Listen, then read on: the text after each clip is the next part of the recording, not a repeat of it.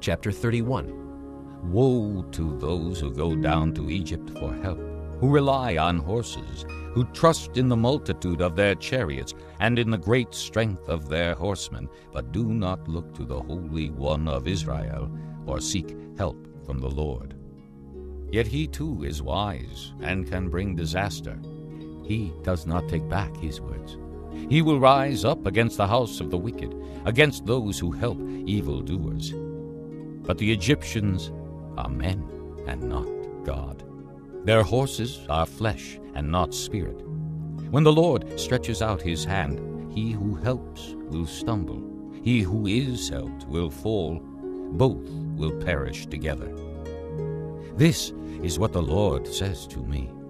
As a lion growls, a great lion over his prey, and though a whole band of shepherds is called together against him, he is not frightened by their shouts or disturbed by their clamor.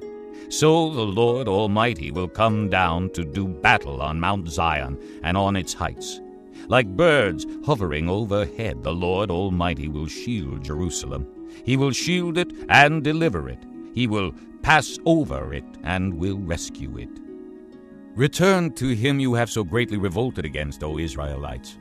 For in that day every one of you will reject the idols of silver and gold your sinful hands have made.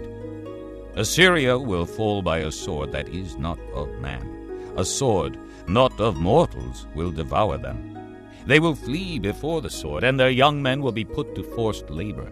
Their stronghold will fall because of terror. At sight of the battle standard, their commanders will panic, declares the Lord, whose fire is in Zion, whose furnace is in Jerusalem.